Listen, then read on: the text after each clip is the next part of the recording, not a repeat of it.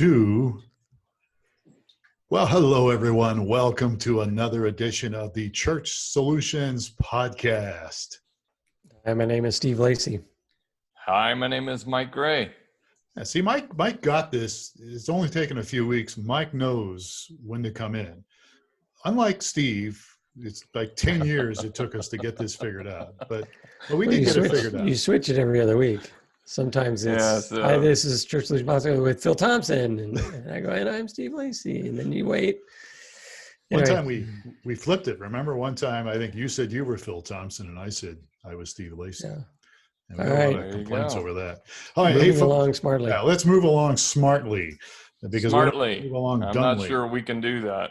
That's out of my league, out of my pay scale. All right, so guys, thanks for being with us. We do goof around here a little bit, but we're very serious when it comes to helping churches, helping ministries. We're a company that does streaming video, mobile apps, and other things.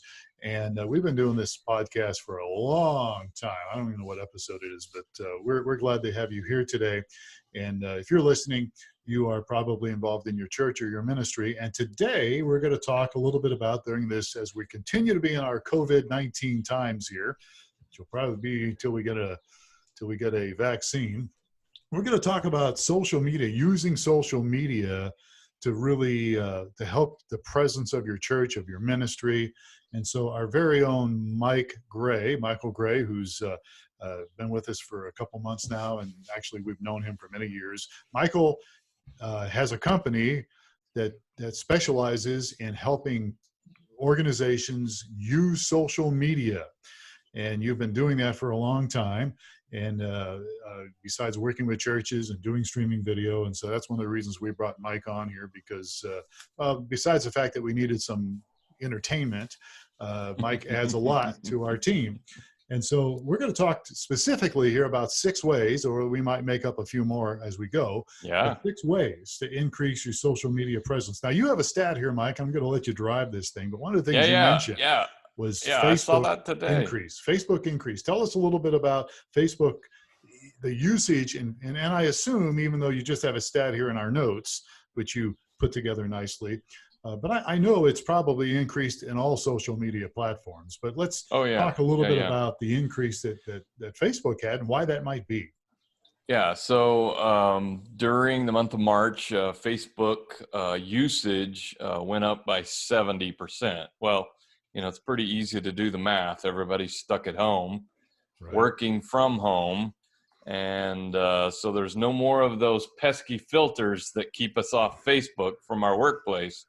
And no, so everybody was at home and they're on social media. I saw another stat that said on social media as a complete, all of the platforms, they estimated the increase to be 40%. So that's YouTube and Instagram and everything else. Yeah. Every platform having its own data that they're saying is just they've gotten overrun in some cases with so much volume of people. So what an opportunity. Now, why should I care? If I'm a pastor or somebody involved with my church, why should I care about that? More people in one place at one time. So your voice has more volume if you use it well. And that's what we're going to talk about today. You have a lot more strength in your voice and a lot more people seeing your content if you do it well, because there's 70% more people on the platform. Yeah. More ears, more eyes to watch your whatever it is you're delivering in great content. Yeah, I could see that. All right. So you got some points here that we'll probably put this on our blog. We have a blog. If you go to streamingchurch.tv and you hover your mouse on the info thing, there's a blog. We not only do we have this podcast, which is video and audio, but we actually have a blog. So we'll probably put this on here. But let's go through some of these points here on these opportunities that we have to take advantage of the increase with people online. I'll add a caveat to these points, and I'll wrap it up again in the end. But these are things in reality. If you are doing it really well, you should already be doing these things. Okay. But it's a new opportunity, and we're just going to say, okay, blank slate, let's do it right this time while we have so many eyes and ears. We start off, number one, by listening first. So what are people saying? What are they doing? What are they posting? What are they engaging with a lot? You see a post, it gets no attention, it gets nothing. And you see another one and there's 80, 100, 150 comments on it. Yeah. What is it about that content that makes it so other than controversial? I'm not saying we should go there. We'll talk about that in a minute. But good content that people are having a good time and engaging with one another relationally on. We want to emulate that. What is it? Take a step back. Go ahead, Steve. I was just going to say that the big challenge for people, I think, is they're thinking, oh, well, we got to get the word out. We've got, or at our church, we're calling a re-entry. We got to get that out. Oh, let's post that on Facebook. And so people don't look at it the way you're going through these points. They look at Facebook as, oh, that's just an avenue for me to tell people stuff. And your first point here is just stop and listen first. Yeah. So listening is not broadcasting. I mean, that's what you're saying. You got to pause the broadcast and listen because it's a two-way conversation. And you may be talking to no one because you're not paying attention and listening. Right. Yeah. I think it's a trap a lot of churches fall into.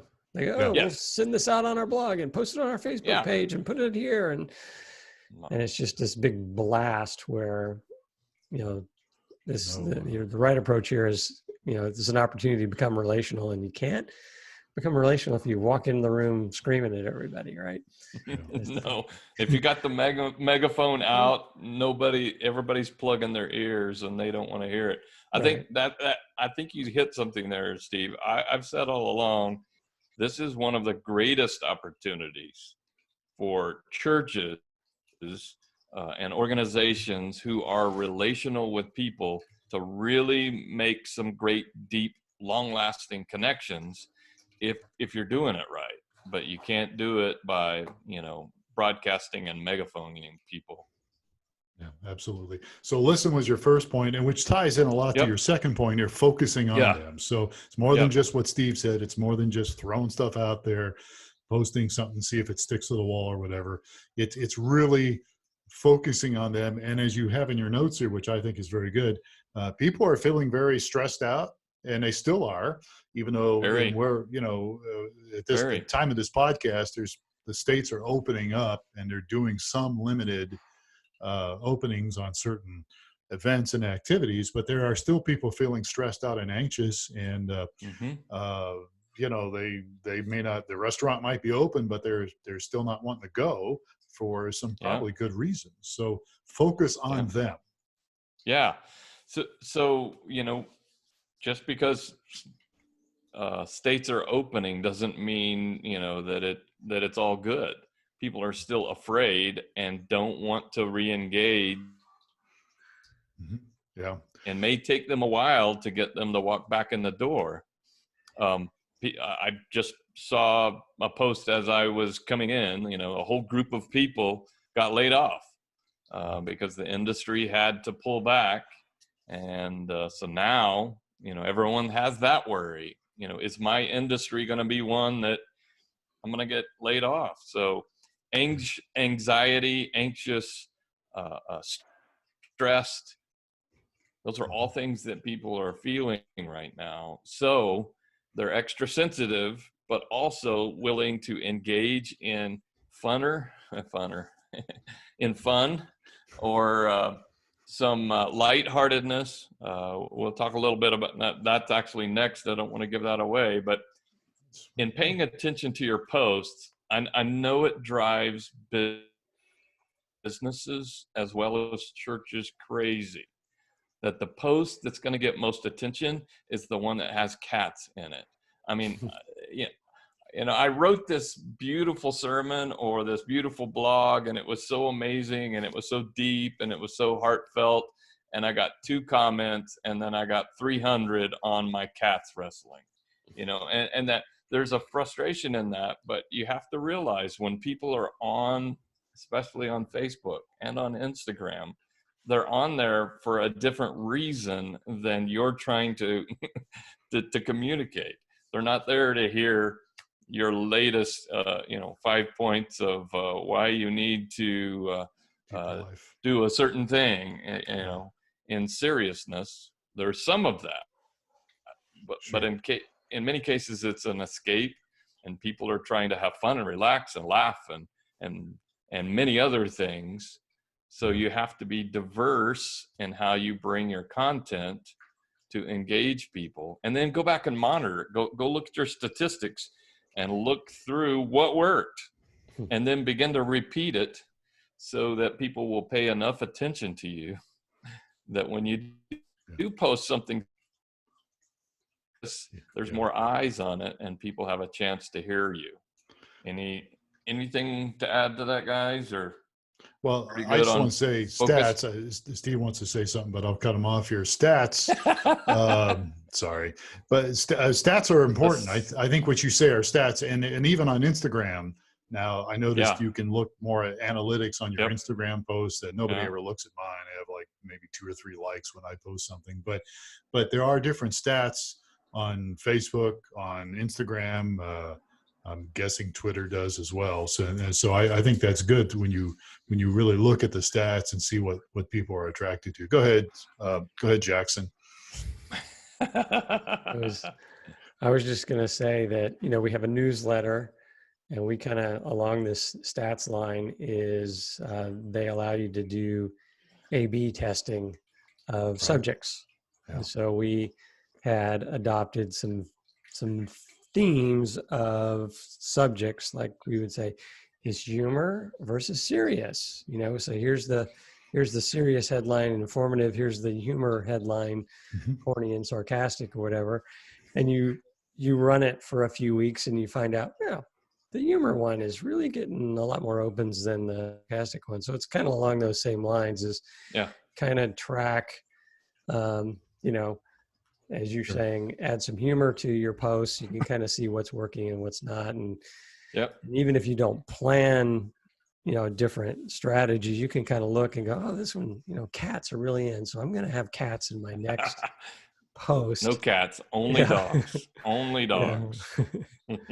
Or whatever it may be. You can kind of look back and go, what is the common thread here? Yeah. Good. Well, good why don't point. we segue into the next point, which is to lighten up. Try to find some humor. Think about some of the better speakers that you've ever heard present. Yeah, I'm listening. I'm thinking of one or two.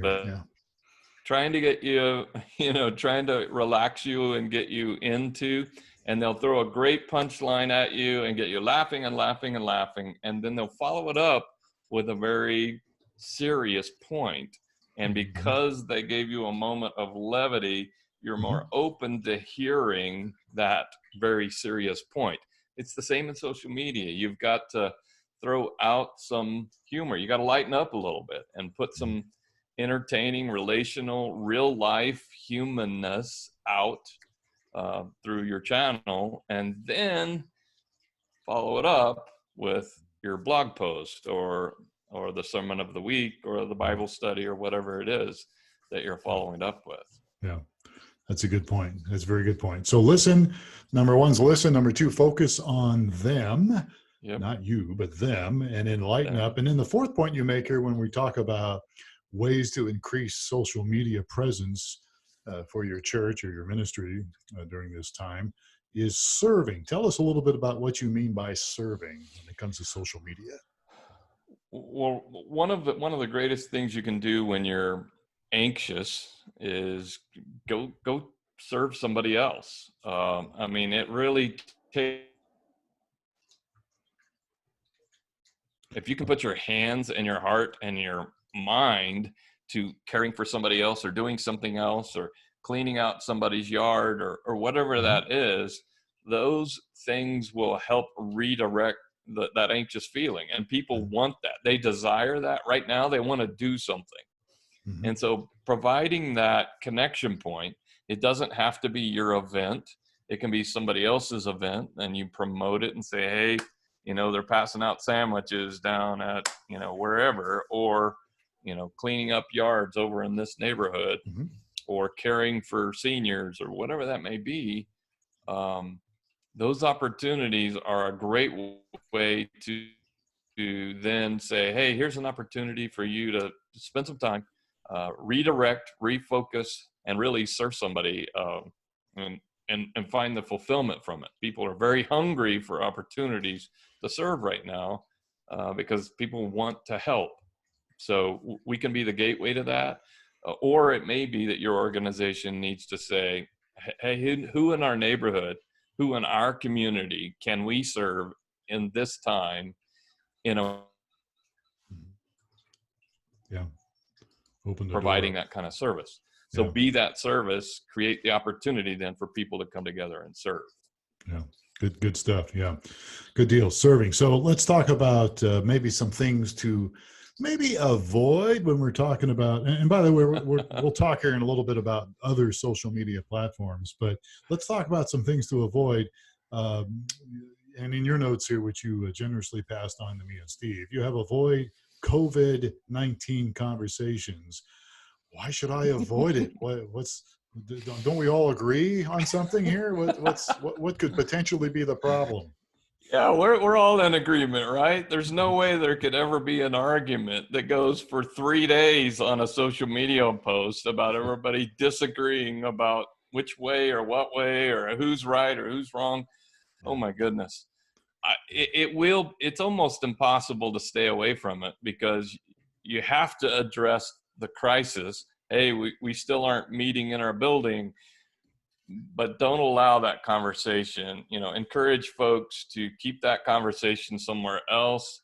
The last thing we want is controversy in a negative light that is framing us as an organization at this point.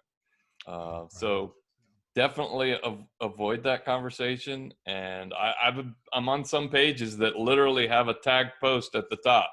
If you start a COVID conversation, I'm kicking you out. Now, I'm not. Yeah.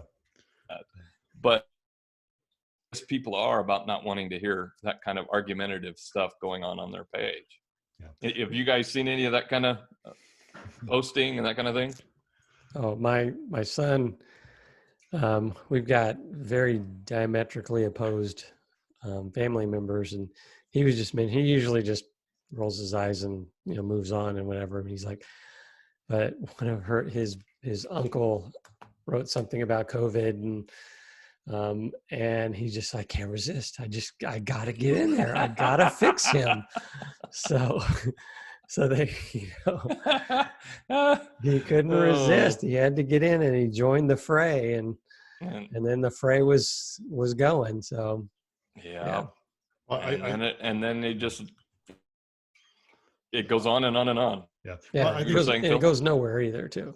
Yeah. I think the point you're making too, Mike, is that if you're representing your organization, if you're representing your church, your ministry, you definitely should stay away from this, I think, as much as possible. It's one thing to have a civil conversation one-on-one, or, if it's your own personal Facebook page or your own personal Twitter account or whatever, it may be, you might, if you can have some civil discussion, which again, is hard to do. It's so hard. It's very hard. It's very hard to do. And especially if you're representing your church or your ministry, but especially if it's your church's page, I think you need to be very careful about. Yeah, I would agree. I would say even on this goes to another piece. This might be the bonus point 7 is you should have some parameters for the members of your team that are helping you curate your channels.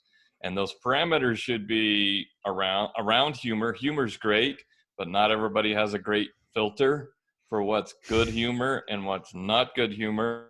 Why are you looking at me? Why do you keep looking at me when you say I'm that? not looking at you, Phil. I was not looking at you at all. I was pointing the finger at myself, because I've gotten in trouble many times. I'm moderately good filter, but sometimes I definitely cross the line. In the same way, when it comes to controversy, Um, keep it funny, but keep it respectable, and keep it out of controversy. Yeah. There's enough things that people can argue about that we don't need to be the platform, the place where people come to continue that. People, honestly, most people on social media sites want to avoid that. There are trolls wherever you go that are literally there to create controversy, and that's all they want to do. On it, and they're done with it, and they would much rather engage in different kind of ways than controversial, argumentative conversations. Right. Yeah, absolutely. All right, let's move on to this Yep. to your last point here for the sake of time. Yep. So there are we brought up the very top of this podcast about how Facebook has increased a lot, but there's other social media channels out there, other platforms that you could use. Let's talk a little bit, if we can, briefly about some of those right now. Yeah, obviously the most popular social media channel that there is right now is Instagram. It's not Facebook. And honestly, the second one is actually YouTube. It's not Facebook either. So Facebook is actually third now in They're number 3 in the lineup, I guess, huh? to social media. So you want to step back and say, am I addressing the audience that we have on the most popular channels? That would be question number one. Number two question would be, are you appropriately engaging people the way that it's done right on that channel? Because each one of them is very different and unique. You don't engage somebody in the same way on Twitter that you do on Facebook. Other channels, TikTok, huge. It's blowing up. People are making crazy videos, doing all kinds of everything you could ever imagine on TikTok. Another channel, Pinterest, Snapchat. I would say here's a sleeper for all of you folks that are in churches. Probably the most underutilized channel there is LinkedIn. People, it's still a platform that is professional. As a church, you can be professional, right? You are a profession. You have, people work there and are professional. And so there you got to be different than you are on the other channels. Your levity needs to be, appropriate office jokes, not the kind of levity that you might be having on TikTok. A little more crazy, wild, animated video kind of stuff going on.